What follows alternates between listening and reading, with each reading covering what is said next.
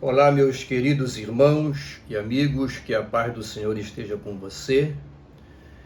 Você que faz parte aqui do canal, ou que está chegando agora por aqui, nós estamos aí vivendo essa jornada pela segunda carta de Paulo aos Coríntios, e toda semana nós temos o nosso resumo da lição que vai ser ministrada. E hoje nós vamos à lição de número 7. A lição de número 7, baseada em 2 Coríntios capítulo 7, traz como título Unidos em Obediência. Os objetivos da lição são os seguintes: praticar a obediência aos bons líderes, discernir entre os verdadeiros e os falsos ensinos, e acolher os que se arrependem e voltam ao convívio da igreja. Esses são os objetivos da lição. O textual está na segunda carta aos Coríntios, capítulo 7, versículo 10, diz assim: porque a tristeza, segundo Deus, produz arrependimento para a salvação, que a ninguém traz pesar, mas a tristeza do mundo produz morte. Esse é o texto áureo, e no final da exposição da lição você vai entender com mais clareza o que o apóstolo Paulo está querendo dizer ao usar essas palavras aqui nesse texto. A verdade prática diz o seguinte: cristãos devem praticar o amor e o perdão recíproco para que vivam em unidade. Paulo ele está interagindo com os irmãos de Corinto, muitas crises, polêmicas, problemas, repreensões, exortações, e tudo isso tem uma finalidade: a reconciliação. E aqui, perdão recíproco. Você vai entender que a comunidade de Corinto e o apóstolo Paulo, eles vão chegar a um momento muito especial de todo esse processo aí que nós estamos estudando através dessas lições.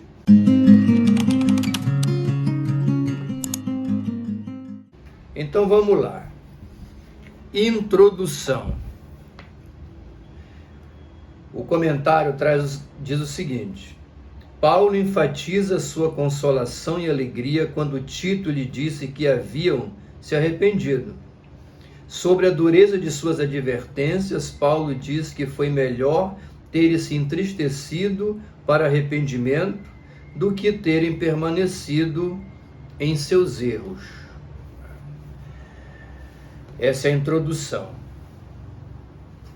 Eu gostaria de fazer aqui uma nota aqui de rodapé teológica, que isso é importante para o nosso aprendizado e compreensão. Eu vou citar isso aqui, porque isso vai ajudar a compreender melhor algumas coisas que aqui são colocadas, né? Os ensinadores e expositores da palavra de Deus devem preocupar-se com esses pormenores, porque eles nos ajudam a ter uma compreensão mais ampla do texto, do tema, do assunto que nós estamos a discorrer em nossas exposições. Então vamos lá. Quando você abre o Novo Testamento, os escritos de Paulo, você percebe que nós temos duas cartas de Paulo à comunidade cristã de Corinto. A primeira carta de Paulo aos Coríntios e a segunda carta de Paulo aos Coríntios. Isso aqui nós temos. Mas quando você se debruça diante dos estudos do Novo Testamento, e principalmente dos escritos paulinos, Paulo ele escreveu praticamente 50% do Novo Testamento. No Novo Testamento nós temos 27 livros e pelo menos 13 cartas são atribuídas ao apóstolo Paulo. Então é praticamente 50% de todo esse Novo Testamento aí. Quando você estuda os escritos de Paulo, você vai perceber que, na verdade, o apóstolo Paulo, ele teria escrito pelo menos 4 epístolas aos Coríntios. Esse esclarecimento ele é de fundamental importância, até para a gente entender algumas partes dos textos, tanto da primeira carta como da segunda carta aos Coríntios. Então vamos lá. Tipo assim, a primeira carta de Paulo aos Coríntios, ela teria sido uma missiva, uma carta de conteúdo simples, curto, e que constava exortações acerca do envolvimento dos crentes de Corinto com pessoas impuras, infiéis a Deus. Paulo ele se utiliza dessa missiva para exortar os crentes de Corinto nesse sentido. A primeira carta aos Coríntios que nós temos na Bíblia, ela na verdade seria a segunda. Como lhe falei, antes dessa primeira carta que nós temos aqui, houve uma missiva, essa que eu acabei de me referir. Então, a primeira carta que nós temos no texto canônico seria, na verdade, a segunda carta. Então, nós temos a primeira, que seria essa missiva, aí vem a segunda, que é a primeira no texto, tá certo? Depois vem uma terceira. Essa terceira seria uma missiva também de exortação, praticamente com o mesmo teor, exortando os coríntios a se afastarem de pessoas impuras, para não se contaminar com aquilo que essas pessoas faziam e tudo mais. E essa carta, ela foi bem dura. O apóstolo foi bem incisivo com aquela comunidade cristã. Então, essa carta, no campo teológico, ela é chamada de carta severa. Essa missiva, né? E vamos em frente. Depois disso, Paulo escreve o quê? Aquilo que nós temos aqui como sua segunda carta aos Coríntios. Segunda carta no texto canônico, mas na verdade, essa segunda carta seria a quarta carta aos Coríntios. E nessa segunda carta que nós temos, que seria a quarta, ele também faz uma menção a essa carta severa, essa missiva anterior. Eu sei que o comentário assim, ele parece um pouco complexo, mas é simples de você entender. Então vamos aqui ao fechamento, né? Então nós temos, a maioria dos estudiosos são de acordo que Paulo ele escreveu pelo menos 4 cartas aos Coríntios. A primeira seria uma missiva, certo? A segunda seria essa que nós temos como 1 Coríntios. A terceira seria uma outra missiva, também curta, entendeu? E depois, a quarta missiva, que é a segunda carta aos Coríntios que nós temos no texto canônico. Então, ele escreveu 4 epístolas, né? Sendo que a primeira e a terceira, elas foram ignoradas aqui, elas são apenas citadas, ou uma parte delas consta nos textos. Então, ficou no texto canônico apenas a segunda carta, entendeu? Que a gente chama aqui de primeira, né? e a quarta carta, que nós chamamos de segunda. A primeira e a terceira, elas não constam no texto canônico. São citadas, né? São citadas. A primeira missiva é citado na primeira carta aos Coríntios, a terceira missiva é citada na segunda carta aos Coríntios. Eu creio que deu para você entender exatamente isso que nós estamos falando. Isso é importante para a gente entender algumas coisas do texto.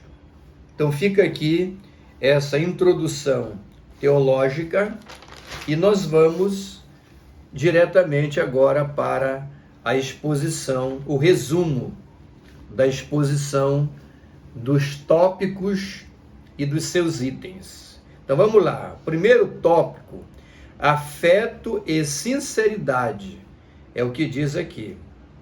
Em nome da comunhão entre os irmãos, Paulo convida os coríntios à união em torno dos verdadeiros valores evangélicos.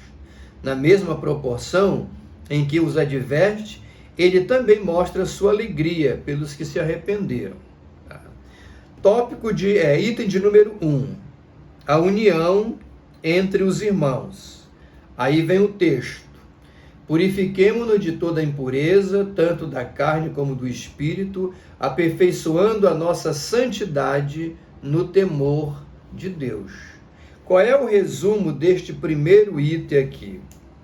Neste primeiro item, a palavra-chave é impureza, tá certo? Mas antes, vamos aqui, né? Casar afeto com sinceridade é um desafio à liderança cristã pastoral. Olha só que coisa interessante. O tópico diz assim, afeto e sinceridade. São dois aspectos. E eu estou dizendo para você aqui que é uma das coisas bem complexas, desafiadoras, no exercício da liderança pastoral, fazer esse casamento entre afeto, que é amor, e sinceridade. Em lições aí passadas foi debatida a questão da disciplina na igreja. E nós somos bastante enfáticos em mostrar que a disciplina, ela não tem um caráter apenas retributivo. Ela tem um caráter restaurador também. Ou seja, quando você disciplina, quando você pune uma pessoa, não é no sentido de exterminá-la, de afastá-la da comunidade cristã. Não é apenas esse sentido. A punição, a disciplina, ela tem o sentido o quê? De restaurar essa pessoa que errou o alvo, que errou o caminho. Se a disciplina não tiver este elemento de reconciliação, de restauração, de regresso ao estado anterior da fé, ela não é disciplina. Não é disciplina. Ela vira uma simples punição vingativa, carnal e desprovida do verdadeiro propósito que a doutrina apostólica nos ensina a respeito da disciplina na igreja. Então, retomando esse entendimento, isso enriquece esta parte da lição, afeto e sinceridade. Por que é complicado fazer esse casamento entre afeto e sinceridade? Porque as pessoas confundem as coisas. Muitas pessoas têm uma noção de você amar, ter afeto por alguém, e isso ser sinônimo de que você vai aceitar tudo que essa pessoa faz, tudo que essa pessoa quer, ou seja, não há confronto, não há considerações, não há avaliação de nada, não há nada. Não tem disciplina, não tem aconselhamento, não tem correção, não tem nada. Você simplesmente concorda com as coisas mais errôneas e prejudiciais que essa pessoa venha praticar, simplesmente porque você acha que amor é isso. E isso não é amor completamente. Então, nas Escrituras, principalmente aqui nas cartas apostólicas, que trata sobre igreja, corpo de Cristo, testemunho cristão, nossa responsabilidade diante do mundo e diante de Deus, essas temáticas nos levam a pensar, e as Escrituras nos mostram que esse ensinamento, ele tem que existir, não é? E que quando a igreja, ela pune, ela disciplina, é no sentido de que essas pessoas precisam retornar ao exercício da fé. Por quê? Porque a disciplina, ela está montada no amor de Deus, não apenas nos juízos de Deus. Não é? Então, você amar não significa dizer concordar com tudo. A disciplina, a repreensão, a correção de rumo fazem parte do amor, do afeto. Não é? O amor não exclui a disciplina, o zelo, a repreensão, o chamamento ao arrependimento. É o que você vai ver aqui nesse embate entre Paulo e a comunidade de Corinto. Como já dito aqui exaustivamente, a comunidade de Corinto, ela era resultado do trabalho missionário de Paulo. Dor, sofrimento, sacrifício, perseguições, lutas. O apóstolo sofreu muito para ver aquela comunidade cristã nascer na cidade de Corinto. Mas agora existem problemas por lá. Ele precisa corrigir esses filhos na fé. Ele precisa ser incisivo com eles. Ele precisa repreendê-los e chamá-lo a quê? Ao arrependimento. E ele faz isso movido pelo amor que ele tinha por aqueles irmãos. Mas como já dito, o amor não exclui a disciplina, o chamamento ao arrependimento.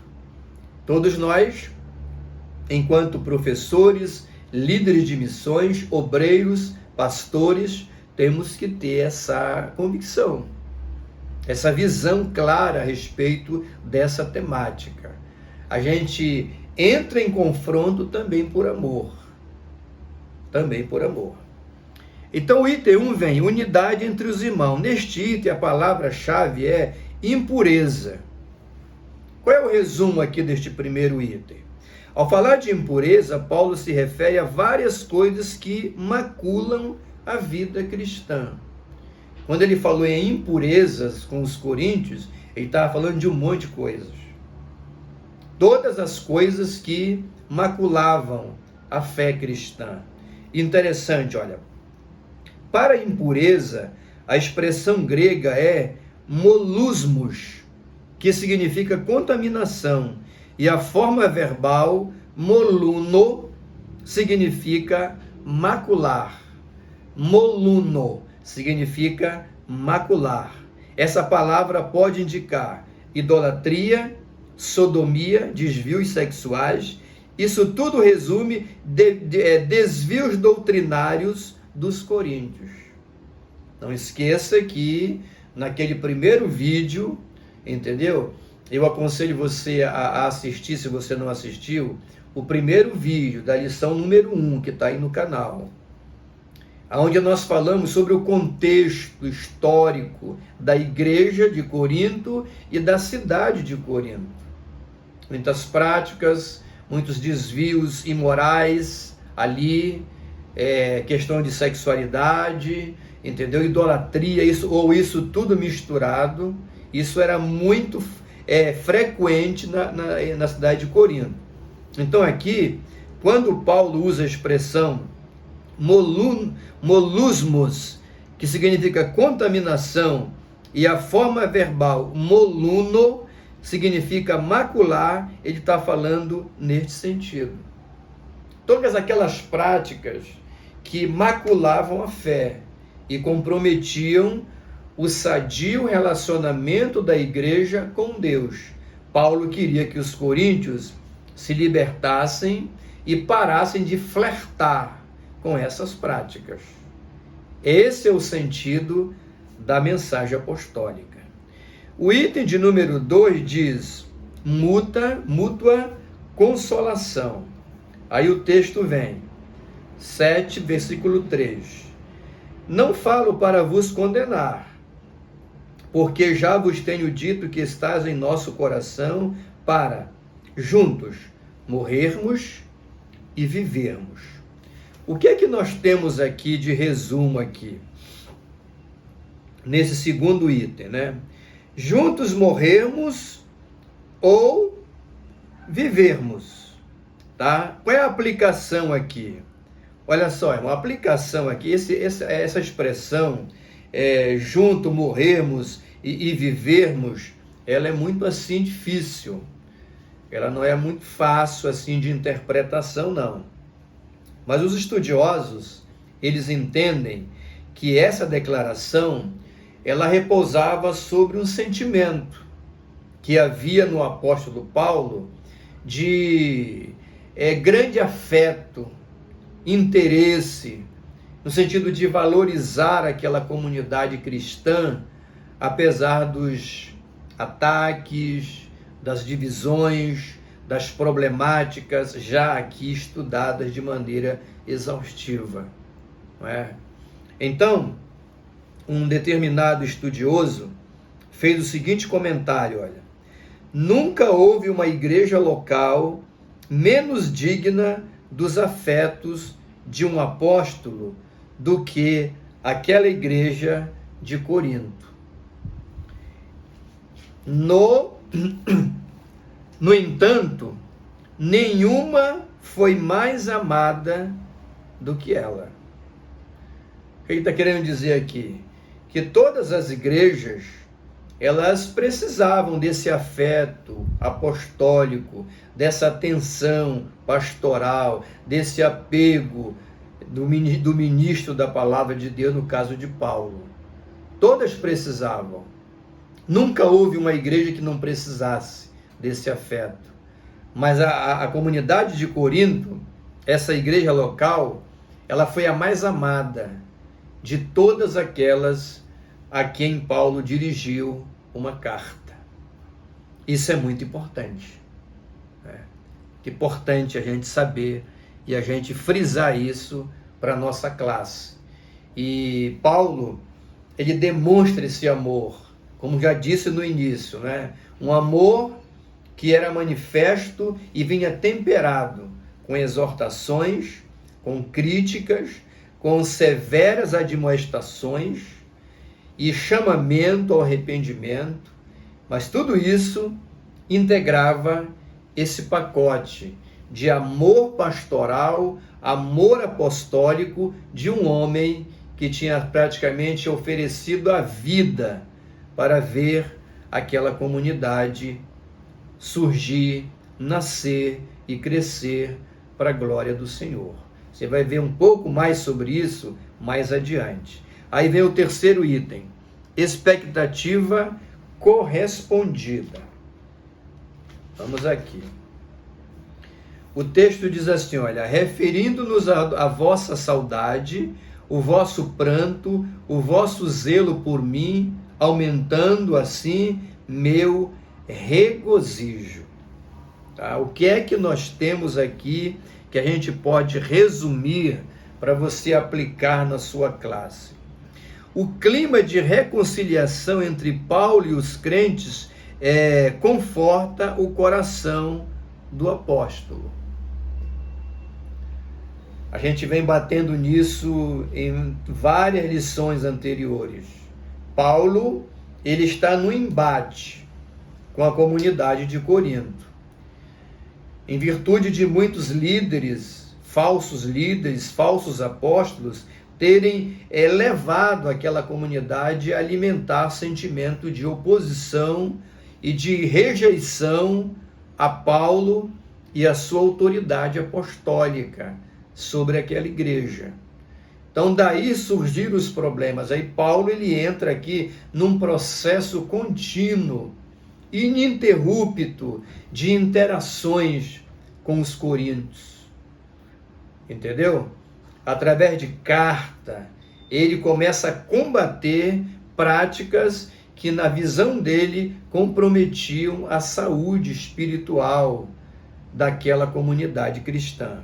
Então, quando ele percebe que esse momento de reconciliação está se aproximando, os crentes de Corinto, pelo menos a grande parte deles, começaram a entender as palavras e as admoestações de Paulo. Isso vem como um regozijo para ele, como um conforto.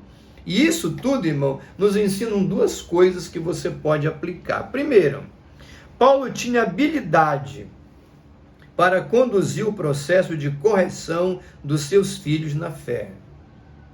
Quando se diz que Paulo tinha habilidade, está se querendo dizer, na verdade, que ele agia de maneira sábia, mas que essa habilidade era o Espírito Santo de Deus que derramou sobre ele.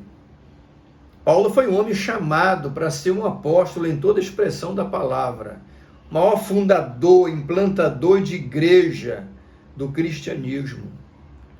Então Deus o usou para isso. O Espírito Santo municiou Paulo dessa sabedoria, desse entendimento, desse discernimento, dessa capacidade para que ele pudesse cuidar de gente em toda a expressão da palavra, evangelizar meninos na fé, dando leite e depois outras comidas mais impactantes, mas fortes, entendeu? Até que essas pessoas tomassem a forma de um cristão peregrino, liberto do mundo e consciente da sua jornada com Cristo no viver de uma nova vida, numa nova dimensão de vida. Era isso. Então ele recebeu essa habilidade. Essa é a primeira coisa que a gente aprende aqui. Ele conseguiu reverter aquele quadro tenebroso de guerra, de ameaça, de difamação e vários outros expedientes que o inimigo conseguiu semear no coração daquelas pessoas como fruto de um trabalho desonesto de pessoas sem nenhum compromisso com o reino de Deus. Isso pode acontecer hoje, e acontece muito, não é? Então nós aprendemos isso aqui, que enquanto cristãos e líderes principalmente, nós temos essa responsabilidade em buscar a Deus, sabedoria do Senhor, discernimento do Espírito Santo, para que Ele nos capacite a cuidar das pessoas que estão debaixo da nossa liderança pastoral. Olha, um professor de escola dominical, ele exerce um trabalho pastoral, mesmo sem ter o título de ministro do Evangelho, no sentido institucional, mas de fato ele é um ministro de Deus que exerce um trabalho pastoral. Por quê? Porque ele está cuidando de gente, alimentando pessoas com a palavra de Deus e no intuito de fazer com que elas cresçam na fé e desenvolvam a sua vida espiritual. Essa é a essência do trabalho pastoral. Você está entendendo? Agora, a habilidade para lidar, porque você vê uma pessoa nascer para Cristo e crescer em Cristo, o caráter de Cristo se vê nessa pessoa, não é uma missão que acontece no estalar de dedo, num piscar de olho, da noite para o dia, não. Isso é um trabalho doloroso, contínuo, responsável e que nós conseguimos fazer, acima de tudo, porque Deus nos capacita com essas habilidades. Essa é a aplicação. Mas existe uma segunda, entendeu? Nada que possamos sofrer no exercício da caminhada cristã deve comprometer nosso amor uns pelos outros. Ou seja, eu não posso desistir dos meus irmãos na fé porque eles falharam comigo, porque eles me traíram, porque eles já resolveram tornar-se críticos do meu ministério, de alguma coisa relacionada a mim. Isso é ruim? Isso é sofredor? Também é. Isso traz desânimo? Também traz. Mas o ministro de Deus, o cristão de fato, ele não se rende a essa pressão. Ele encara isso como um desafio, busca Deus e deixa que prevaleça na vida dele o seu chamamento, a sua vocação, a sua responsabilidade, o seu ministério de cuidar de pessoas, mesmo que elas sejam amargas em determinado momento do processo. Essas são as duas aplicações. Agora vamos para o tópico de número 2 da lição. Muito maravilhosa essa lição. Tristeza segundo Deus.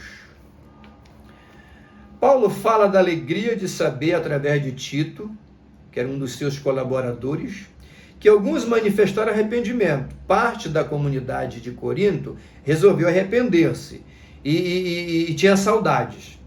Mas, ao mesmo tempo, retoma o conselho em favor da disciplina necessária quando se trata de coibir o pecado. Antes a tristeza da repreensão do que a tristeza da condenação. É isso que vai ser tratado aqui. Primeiro item. A boa disciplina. Porquanto, ainda que vos tenha contristado com a carta, não me arrependo, embora já me tenha arrependido. Que carta é essa aqui? Você lembra que na introdução eu falei a vocês que Paulo escreveu 4 cartas, na verdade, aos Coríntios? Carta que ele se refere a uma dessas missivas, que não era nem a primeira carta e nem a segunda aos Coríntios. Foram missivas que ele escreveu, curtas, antes dessas duas, que foi a primeira e a terceira, que não constam no cânon, como eu lhe expliquei lá na introdução da lição. Entendeu? Então aqui ele fala assim, olha, contristado com carta, a carta severa, enviada antes desse restante aqui. Tá? Porque quando a gente pega, irmão, as cartas, principalmente a segunda carta aos Coríntios, a gente pensa que ali foi um volume único, ele escreveu e Tito foi lá e levou. Não, isso foi por partícula, é por isso que ele fala aqui, tá? Então Paulo foi duro com os coríntios. A dureza de Paulo foi um gesto de amor aos filhos na fé que estavam se afastando da sã doutrina, como já dito em itens anteriores, reforçando aqui. Mais uma aplicação aqui, olha. Mas vale a tristeza pela correção do que a tristeza pelo pecado. Entendeu? Aí mais na frente nós vamos ver essas duas tristezas, né? Uma tristeza que produz positivamente e uma outra tristeza que produz negativamente. É isso que está escrito aqui. O segundo item do segundo tópico diz assim, vamos lá, esses 3 itens estão interligados aqui, né? Tristeza que produz vida ou morte. Agora me alegro não porque fortes contristados, mas porque fortes contristados para o arrependimento, pois fortes contristados segundo Deus, para que de nossa parte nenhum dano sofresseis. Então, o que é que nós temos aqui? Olha, a tristeza pelo pecado nos chama ao arrependimento. Primeiro tipo de tristeza que a lição está tratando aqui, e essa já é a aplicação, o resumo, é a tristeza pelo pecado. Essa tristeza pelo pecado, ela é boa, ela é positiva. Por quê? Porque quando eu sinto tristeza pelo pecado, eu logo desejo o quê? O arrependimento. O arrependimento é um dos elementos operantes na salvação. E arrependimento significa reconhecimento do pecado, confissão do pecado e abandono do pecado. Metanoia é a palavra grega usada para arrependimento. Mudança de mente, mudança de direção. Um giro de 180 graus, vamos dizer assim, ou no mínimo 90. É uma mudança radical, metanoia. Então, quando eu sinto tristeza pelo pecado, essa tristeza me empurra para onde? Para o arrependimento. E aí eu me arrependo. Eu peço perdão. E o perdão é o quê? É o resultado final desse processo. Então, assim, tristeza pelo pecado, arrependimento, perdão. Olha que trio interessante. O perdão divino. E isso produz o quê? Vida. Esse é o resumo. Tá bom? E aí, vem aqui, olha, tristeza que produz morte. Essa tristeza que produz morte, ela é o contrário da tristeza pelo pecado. Porque o salário do pecado é a morte. Mas o salário do pecado, não o salário do arrependimento. O salário do pecado é a morte. Mas o salário do arrependimento, que acontece quando eu sinto tristeza pelo pecado, é o quê? É a vida. Porque vem o perdão. E o perdão me diz que as coisas velhas passaram e tudo se faz novo. É nesse sentido. Agora, a tristeza que produz morte é uma tristeza inútil, sem relação com arrependimento e desejo de perdão. Então, você que vai ministrar a lição, faça essa aplicação direta, porque ela é muito positiva. O aluno aprendeu isso aqui, ele já leva aí 40% da lição, ou até mais. Entendeu? Então, repetindo aqui, tristeza, existe 2 tipos de tristeza. A tristeza positiva e a tristeza negativa. A tristeza que produz vida e a tristeza que produz morte. Qual é a tristeza que produz vida? É aquela tristeza sentida pelo pecado. Eu caí no pecado, então eu tenho tristeza. A tristeza me empurra para o arrependimento. E o arrependimento me faz objeto do perdão de Deus. Essa é a tristeza que produz vida. Não é? Agora, a tristeza que produz morte, a tristeza negativa, é a tristeza inútil.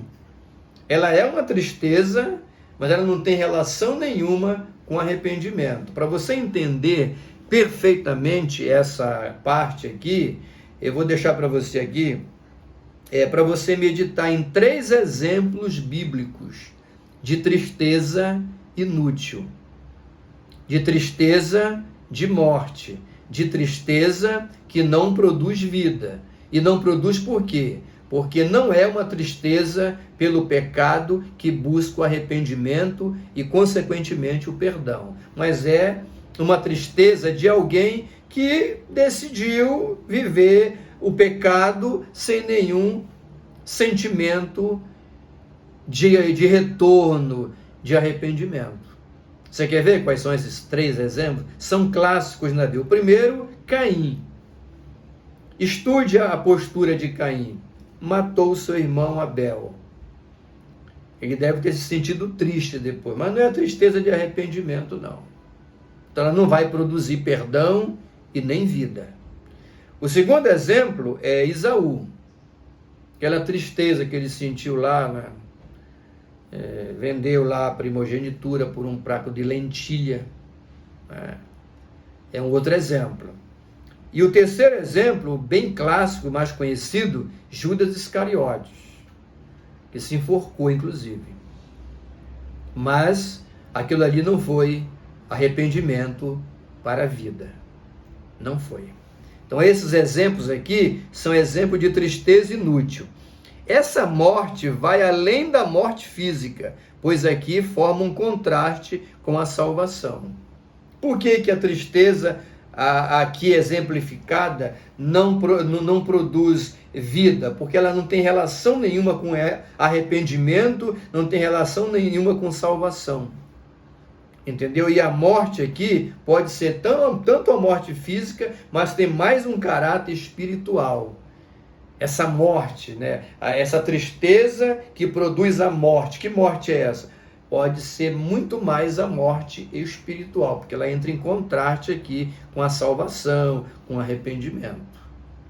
Bendito seja o nome do Senhor. E o item 3, tristeza que produz salvação, a aplicação é a mesma, já feita aqui. É a complementação, é uma repetição daquilo que já foi dito no item 1 e 2. E o 3 fecha o balão aí, certo? Muito maravilhoso isso. Agora vamos para o terceiro tópico da lição, caminhando para o final.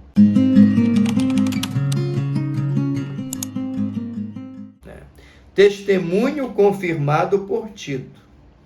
Apesar do ambiente hostil criado pelos seus acusadores lá em Corinto, Paulo diz o quanto se sentiu consolado ao saber que muitos acataram suas repreensões, como nós nos referimos lá na frente. Ele lutou muito, pagou um alto preço, não desistiu, insistiu, porque ele não queria ver uma comunidade que custou tanto sacrifício da parte dele se perder. Ele insistiu e valeu a pena, né?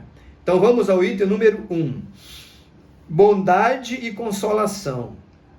Portanto, embora vos tenha escrito, não foi por causa do que fez o mal, nem por causa do que sofreu o agravo, mas para que a vossa solicitude a nosso favor fosse manifesta entre vós diante de Deus.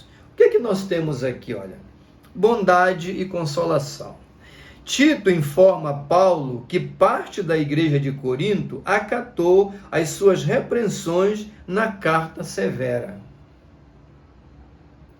Que carta severa é essa aqui? Foi o quê?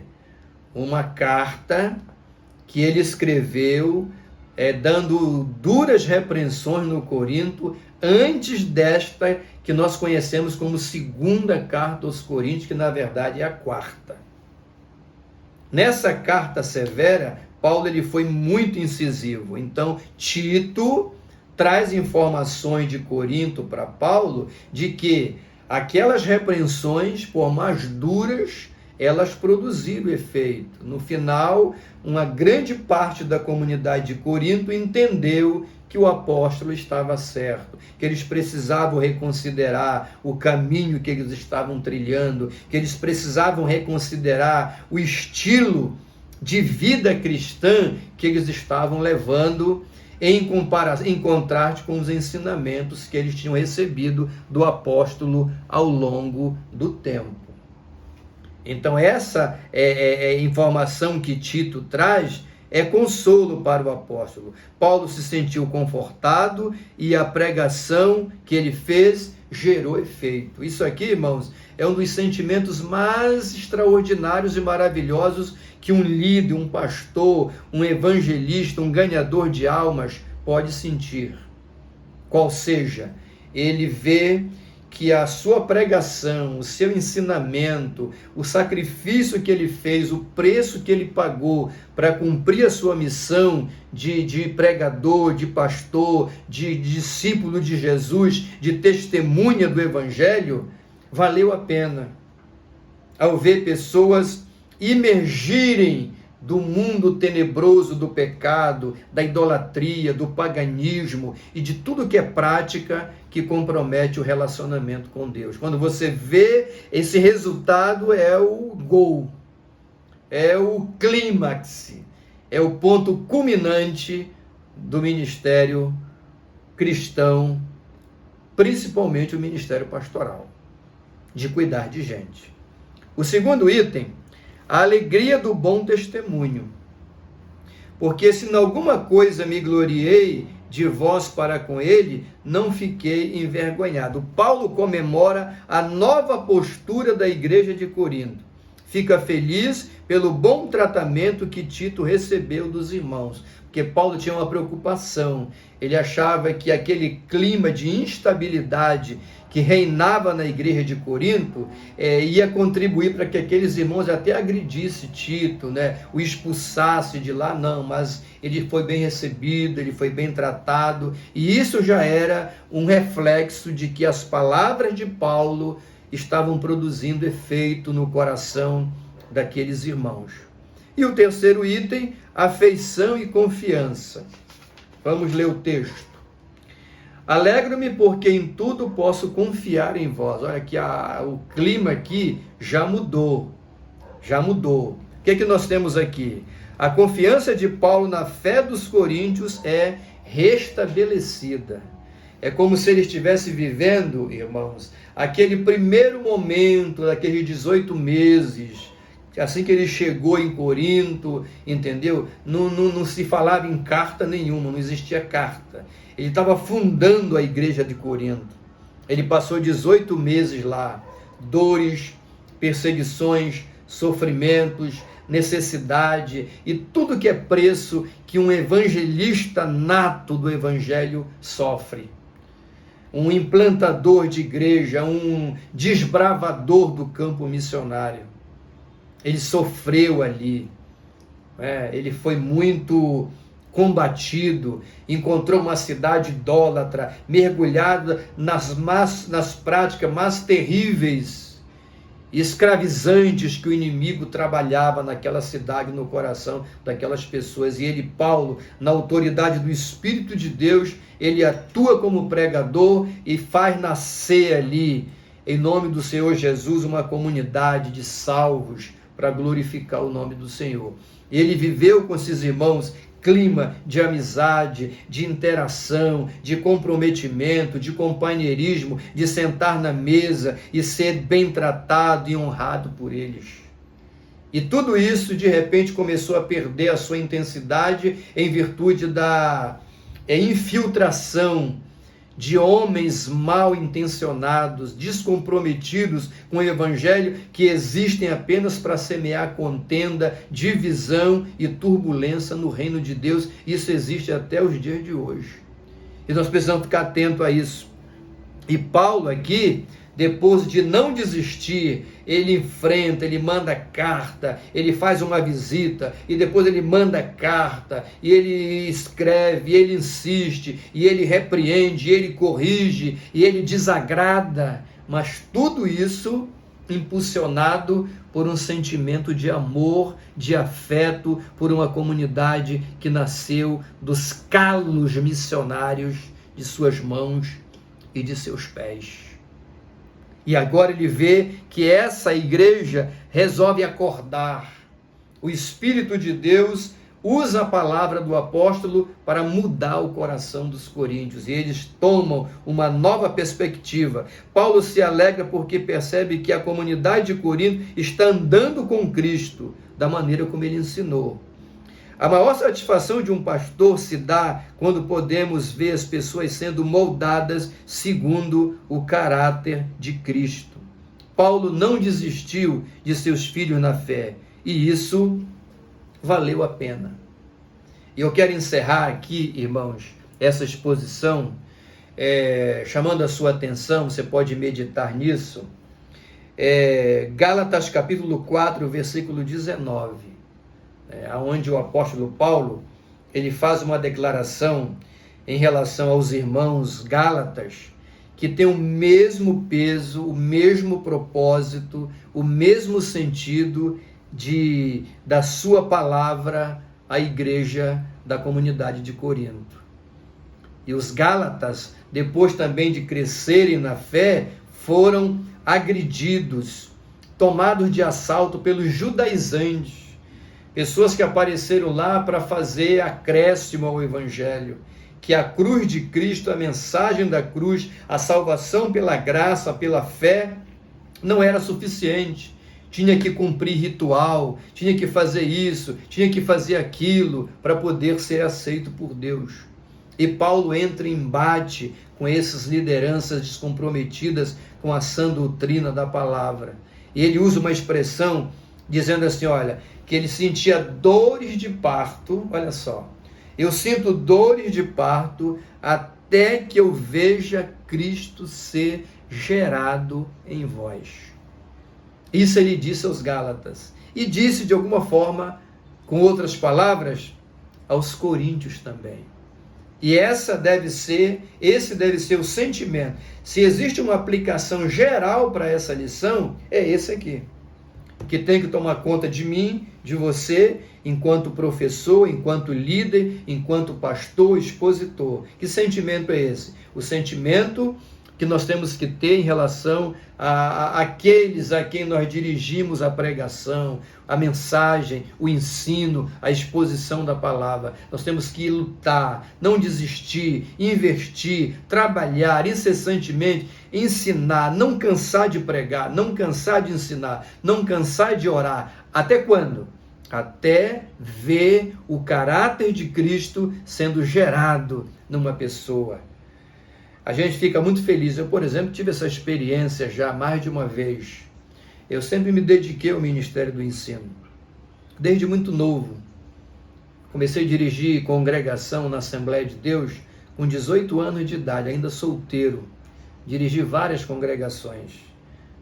Sempre me dediquei no ministério do ensino. E ao longo do tempo, passaram-se muitos anos, e aqui e ali chega uma pessoa, um obreiro, fala assim: ó pastor, como é que o senhor está? Eu estou feliz em lhe encontrar. Eu fui seu aluno lá no seminário, assisti às suas pregações, seus ensinamentos, entendeu? E hoje eu sou um pastor, eu sou um presbítero, eu sou um professor de uma grande classe. Isso é muito satisfatório para nós. É algo que não tem palavras, de você ver que você está diante de alguém que você ajudou a que o caráter de Cristo, a glória de Cristo, a doutrina de Cristo se moldasse na vida daquela pessoa, e ela vai reproduzir, alcançando outras pessoas com a mensagem do Evangelho. Essa é a aplicação geral. Que Deus te abençoe, meu irmão, onde você estiver. Olha, se você gostou deste vídeo, achou interessante, não feche, não termine antes de deixar aquele like abençoador. Um abraço a todos nossos irmãos que estão assistindo aí as ministrações aí de Manacapuru, aí de Manaus, aí de Tefé, de Salvador, do Rio de Janeiro, de Macapá, de Belém do Pará, de Campina Grande, na Paraíba. Todos os nossos irmãos aí, um abraço pastoral e fraterno para vocês. Deixe seu comentário aí. Diga da cidade de onde que você está falando, o seu nome, entendeu? Deixe seu comentário da lição aí, e eu quero crer que no próximo domingo você vai para frente da sua classe, como instrumento de Deus você vai ser usado para transmitir essa grande mensagem, essa oportuna pregação que vai edificar a vida de muita gente. Querido Deus, em nome do Senhor Jesus, obrigado pelo privilégio de partilhar a Tua palavra. Abençoa meu irmão, minha irmã, expositores, líderes, pastores, professores, superintendentes, aqueles que estão fazendo a Tua obra, o maior investimento do Teu reino, semeando a sã doutrina da palavra que faz o crente crescer na fé e promove relacionamento com o Senhor. Obrigado por tudo, em nome de Jesus, nós te agradecemos. Que Deus te abençoe. Aonde você estiver, receba um carinhoso abraço do reverendo Ed S., da Assembleia de Deus da Estrada Nova, em Belém do Pará.